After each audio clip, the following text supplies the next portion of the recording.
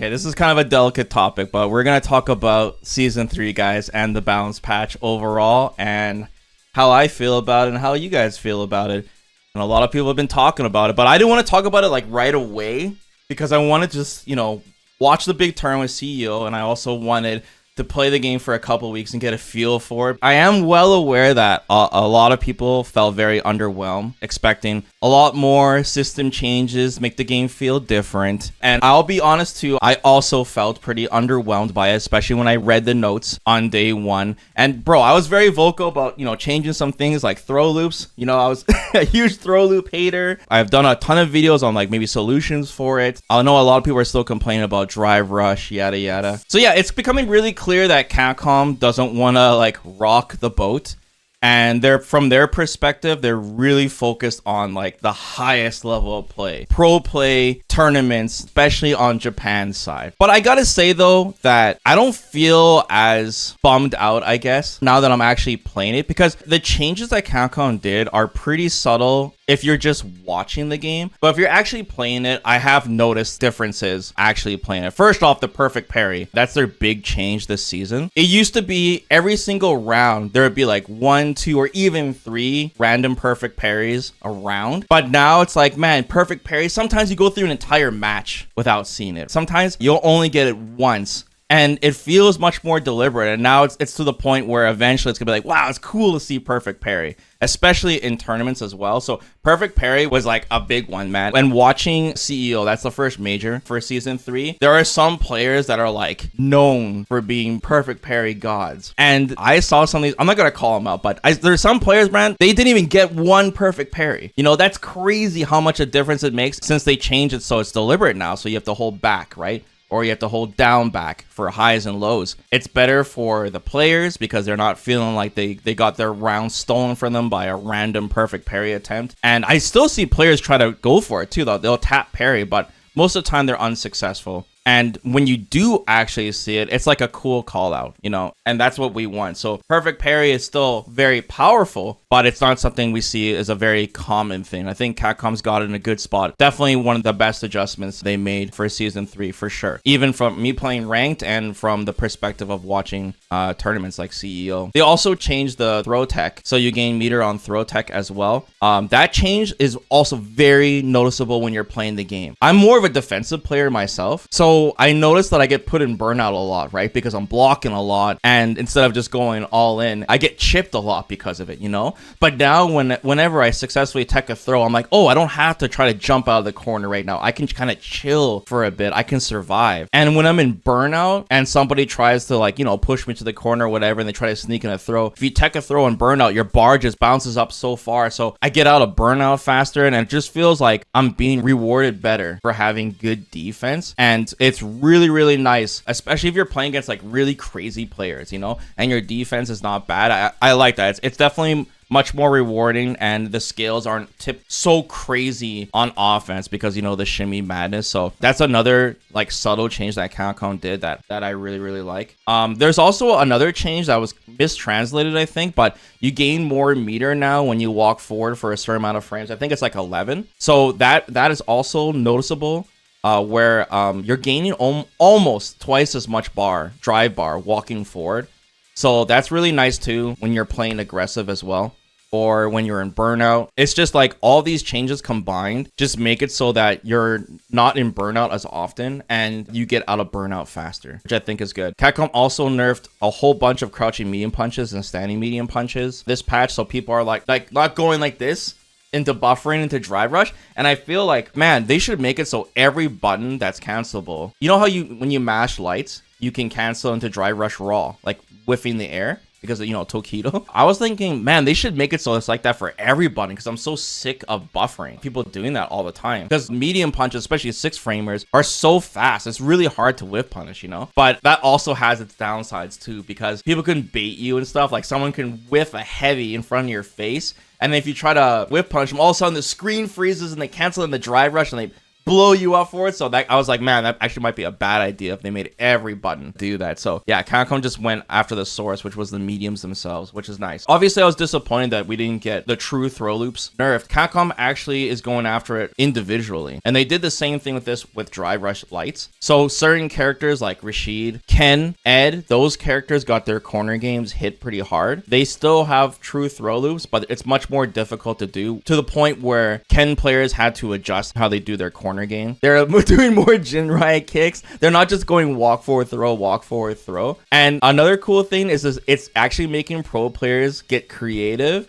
and do fake throw loops, like not true ones. Even Tokido, for example, with Ken, he went for dash forward throw 3 times with Ken, and it worked. And it's like, you know, that's the thing. Even if they quote unquote remove true throw loops or nerf them down really hard, where you have to be frame perfect, you're still gonna see people get throw looped, but it's more of a power move now, like a mind game, and it's actually hype to see because it's like, wow, Tokido did that. He's that confident when the opponent could have just did wake up light, right? But he's scared of Tokido doing the meaty.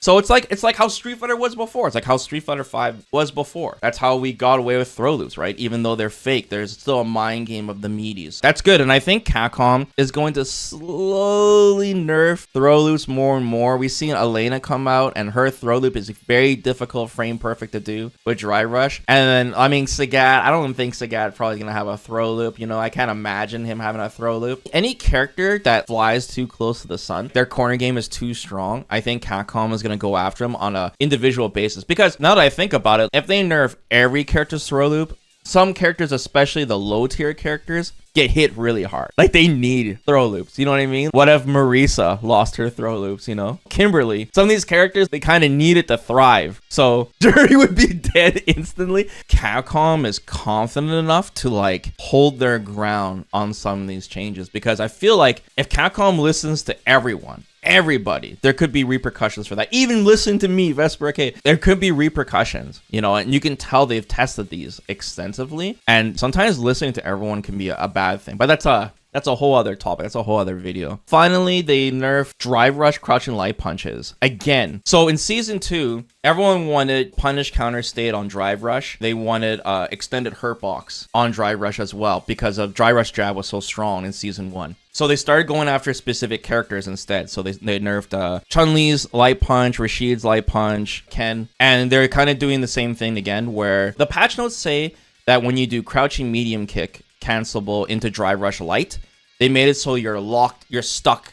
So the character, after they do crouching jab, they can't walk out of the throw. They have to backdash to shimmy, which is much riskier. And that makes it so that you have a higher chance as the defender to tech the throw. It's safer to tech the throw, which is a great change. And you'll get your meter back too. So if somebody does a Drive Rush cancel and the opponent techs the throw, they're almost up on 4 bars because of that. They lose the 3 and they gain 1. So that's really good. But the way the patch notes made it written, they made it sound like it's only when you cancel a crouching medium kick. But that's not the case. They actually went after the Drive Rush light punch momentum specifically. So a lot of characters like Akuma, for example, when they Drive Rush into a light, or Ken, they can't walk back if they do it too close to the opponent. So these are all, like I'm saying, these are all subtle changes that are hard to notice. And don't worry, I'm going to break down all these changes in detail more in the future, just so you guys can take advantage of them, because it's important that we all understand how they work. But yeah, like I said, after playing for a couple weeks now, I've noticed these changes are actually making a big impact on my matches. Overall, I would say it's making the game feel less random because of the perfect parry and rewarding defense and stopping people from, like, you know, a lot of randomness and guessing, like spamming medium punch, canceling the Drive Rush, tapping parry every now and then, and constant Drive Rush light into slot machine. If we think about, like, hey, why do we want to nerf Drive Rush? Why do we want to nerf throw loops? All of that kind of is about the same thing. We want to eliminate the randomness, and we want to widen the skill gap from a spectator perspective and a playing perspective. At the end of the day, that's what we want. And once again, I hate to pick on Tekken because it's the low-hanging fruit, but it's just like, if you look at the direction Tekken is going or went and what they're trying to fix, it looks like that's something that Capcom wants to avoid. Capcom obviously wants Street Fighter 6 to be hyper aggressive game. They want to reward offense. They do, but at the same time, not going too crazy, or it's like, you know, a slot machine. They still want to reward defense. Like I said, overall, looking at these patch notes and what they changed, it seems that Capcom just doesn't want to rock the boat, so to speak. They don't want to do anything drastic because Capcom is definitely onto something here where, I mean, this might sound crazy, but I don't know. I think Street Fighter 6 might be one of the most balanced fighting games ever. Like, ever. Definitely one of the most balanced Street Fighters of all time. Like, it's actually kind of crazy. As much as, like, we complain, if we stop and really think about it, the game is in such a good state. Capcom wants to keep it that way. That's another topic too, just talking about making it more fun, right? Because we want changes to make it more fun. But dude, watching CEO, once again, first giant major of season 3, completely stacked. Almost everyone was there, 4,000 players. We had insane character variety in pools. We've seen pretty much every single character. No jokes, bro. In top 32, I checked the character usage stats. 2/3 of the entire roster was in top 32. Is that not insane? Like 2/3. It was like 18 different characters were in top 32. That's like, bro, that is crazy. For a 4,000 man tournament of that caliber, when we have EWC and CPT. So that's actually kind of wild if you think about it. Especially where we were right before the beginning of season 3, where it was like a ton of Mai players, just so many Mais. Right at the tail end, we had 2 majors during season 2. Another thing too, like once again, I mentioned before, there was barely any perfect parries throughout the whole tournament. When we did see perfect parry, it was like cool, huge clutch moments that didn't feel random. And like I said, the fake throw loops were actually kind of hilarious, like the pros getting away with it. Because like now I'm watching as a spectator, I'm like, that throw loop's fake, that's not real. He didn't do that. Or, players trying to check, like going for it and disrespecting. I really like it too when you hear the shing on the imperfect parry, so you're like, oh man, they were just guessing. It's sick that we at least have like some kind of visual indicator that they guessed wrong on that. I like that. That's how it was before in Street Fighter 5. So yeah, the tournament definitely opened my eyes to how balanced the game actually is now. And that's really exciting. The character variety alone is really exciting. Okay, so I see a lot of people talking about and comparing this to Street Fighter 5. So Street Fighter 5, man, a lot of people are like, man, by the 3rd season of Street Fighter 5, we have Arcade Edition. They had new V skills, new V triggers. They're adding new mechanics, and it just feels like Street Fighter 5 just has so much content. Especially the costumes, and it's just like it feels like they're just adding so much more to Street Fighter 5. So keep in mind, I've covered Street Fighter 5 for like 7 years, man. I've been on that journey since like the alpha test at E3. And the funny thing is, at the beginning of Street Fighter 5, they actually took a lot of things out of the game and actually not added things. Like Street Fighter 5 used to have Kara throws, for example. They took those out. I don't know if you guys remember the first beta test that they had for Street Fighter 5. They actually removed a lot of cool combos. I remember Nash used to have like double flash kick juggles. There's like a lot of cool combos that they actually removed and nerfed at the time. But big thing here is that we have to remember that when Street Fighter 5 came out, guys, that game was Skeletor. Okay, that game was Spinal. It had like no content, guys. It had like 2-man lobbies. It had no arcade mode, obviously. It was as bare bones as it got. The roster was so small. And Capcom was in a rough spot back then. A really rough spot. Bro, Umbrella Corps came out during that year. Dude, if you think back on it, it was wild. Remember, Capcom lost a lot of goodwill back then too. That was during right after the Street Fighter Cross Tekken situation, and we got the fight money system. And Street Fighter 5 went through a really rough development process where they had to basically 1 or 2 years of work. They had to like start from scratch again, and they tried to make it look more realistic, and yeah, it was just really rough. So when Street Fighter 5 was released finally, Capcom didn't know what kind of game they wanted it to be. They just needed to get it out. They had to get it out. So there were a lot of rough things that I don't know if you guys remember that they had to like change. Like there was anti-air lights. Don't you guys remember the madness of Nakali going, ugh, when you jumped? Ugh. I did miss the Alex light punch anti-air though. That was sick. But Light Punch anti-airs were crazy, bro. Light Punch anti-air, they actually existed for a couple of seasons. Bison got away with his for a long time. Like I said, they removed Kara throws. There was a jump back option select that was brutal. You didn't have to worry about shimmies as much in season 1. where you can tech throws and jump backwards. It was crazy. They had to slowly remove throw loops. Bro, they removed invincible uppercuts. Street Fighter V came out with invincible DPs, man. That was like Woshige's biggest change to the battle system in Street Fighter. So then we had to learn like, oh, this DP beats throws. This one's only invincible to anti-airs. And bro, we had a problem before where like uppercuts weren't even working for anti-airs. They were trading half the time. And then eventually they had to add invincibility to all air attacks. They even removed Ryu and Nash, right? After season 1. So like there's so much stuff that they actually took out and didn't add to the game itself that a lot of us are forgetting. If you compare it to Street Fighter 6, Street Fighter 6 is like a way more complete package, and it had a very solid vision on what kind of game it is. And when you see these season patch notes, Capcom seems very satisfied with what it is, and you can see it with the balancing of the game. It wasn't actually until Arcade Edition, that's when Street Fighter V turned around. That was season 3. But even after Arcade Edition, guys, they still changed a lot of stuff. There was a lot of flip-flopping. I'll give you an example. Street Fighter V, everyone was like, the V-triggers were too strong. Activation V-trigger, it was like their version of,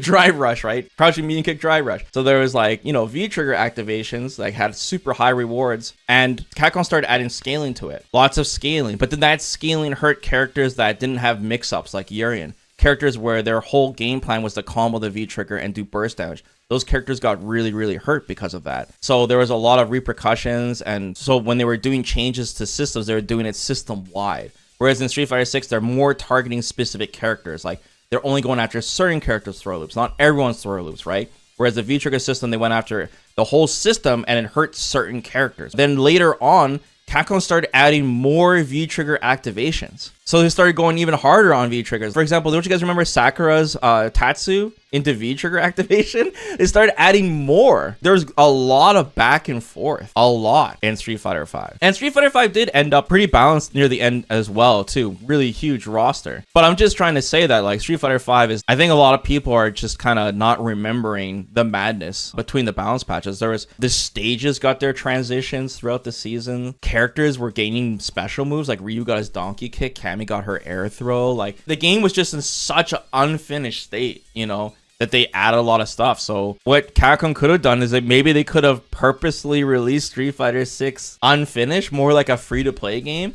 and then be like, look at all this content that they had done. I mean, that's one way to do it. The problem is Street Fighter 6 is just too damn successful, bro. It's just too successful, guys. Look at the Steam charts for Street Fighter 6. It's absolutely insane. I know Steam charts is a meme, guys, but seriously, Street Fighter 6 has like retained like half their player base since launch. We're like 3 years in, guys. The retention is insane. They have like, there's some days where the peak during the weekends, they have over 30,000 players. The game released was 70 on Steam. It was like 70,000 players. That's absolutely insane. In fact, when season 3 started, they had a larger player base than 2 months in when the game came out. So and we don't even know what the numbers are for console. We have no idea what the numbers are for console. The game is also playable on PS4.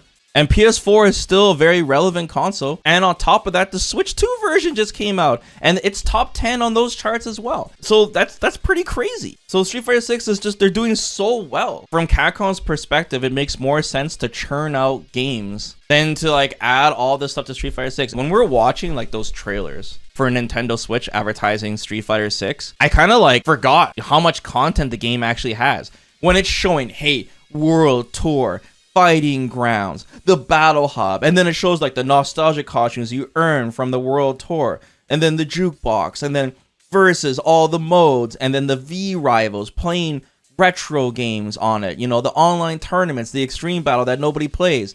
All of that stuff is just like, man, when you think about what you get from Street Fighter 6 with just the base game alone, dude, we're comparing that to Street Fighter 5? What? You know what I mean? Like, what? No, man. Don't get me wrong, guys. I complain about wanting more costumes all the time myself. Done a ton of videos on that, but I understand from Capcom's perspective, releasing the avatar costumes and the stickers and all of that. If you look at Street Fighter 6 as a whole, right? Whenever a character comes out, there's their World Tour content and all that. From their perspective, they are releasing a lot of content. And they're at the point where they can't even keep up. They can't even get these costumes out within a year.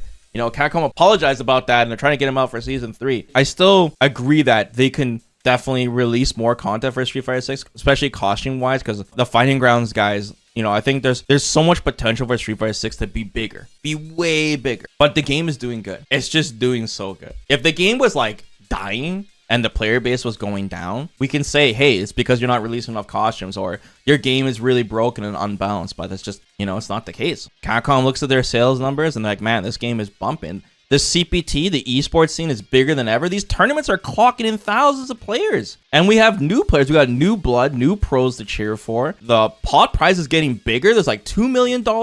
Plus the partnership with EWC. There's more money being put into the game. I think like the Monster Hunter really slowed down Street Fighter 6, especially since we know that Nakayama was actually on the Monster Hunter team, you know, adding Akuma to the game. So obviously that really slowed them down this year. So hopefully Capcom said that this summer, you know, they're bouncing back. But this video is about the balance patch, though, guys. So we're kind of derailing here and talking about the content. But I'm just trying to give like a you know, a perspective on this game, especially when we compare it to Street Fighter 5. It is kind of interesting from the psychology standpoint of releasing an unfinished game, but releasing the content at a very steady pace afterwards. To some people, it's actually more satisfying than releasing it all at once. It's very interesting from a psychology perspective. It can even make a game like Street Fighter 5 feel like it had so much content when Street Fighter 6 released was so much. Like I said, my initial thoughts when I read the patch notes was underwhelming. Definitely underwhelmed, like a lot of people are.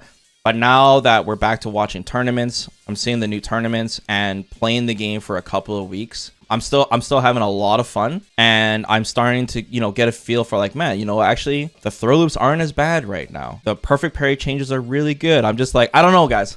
I'm starting to see the vision. It's not so bad, but I do agree, if the game felt stale to you guys and you want something new, you know, it's still going to be roughly the same, unless you're playing like in higher ranks where, you know, perfect parry and drive rush are a lot more relevant. You're not going to see it as much if you're in the lower ranks, I would say. I think there's definitely room for Capcom to add a new mechanic. That's basically what's going to change the game, is Capcom adding a new mechanic, if you guys want a significant change. Capcom creator page shill. It's true though. I don't know. What do you want me to say, bro? The season 3 roster looks good too. I'm looking forward to Sagat, man, and Alex, C Viper, those characters, man. I'm so Stockholm syndrome. Guys, I don't know what to say. You guys can call me a shill. But it's gonna be hard to do a tier list on this game too. Like, I feel like the game is so balanced. So the tier list is gonna be rough. Yeah, we'll see during the great drought after like October-ish. Like we usually go through that you know, that 6-month drought, and we'll see how Capcom handles it this year, because now, you know, Monster Hunter is released, so we'll see what changes. We haven't got a battle pass. We have no battle pass, and we have a Capcom show next week that's probably gonna go over Sagat's release date and how Capcom's gonna handle the battle passes and the costumes. So yeah, that can save us. But like I said, I feel like if you're somebody that feels like the game is stale, the only thing that's gonna get you back in at this point, I feel like, is a new system mechanic, something that uses the drive meter. I don't know. They can give you some kind of red dry rush cancel, where you can dry rush cancel your special move. That's what I'm banking that Capcom's gonna do. I don't know what else. Or drive backdash and call it V shift. No, not drive break. Don't you dare say drive break, bro. Don't you dare.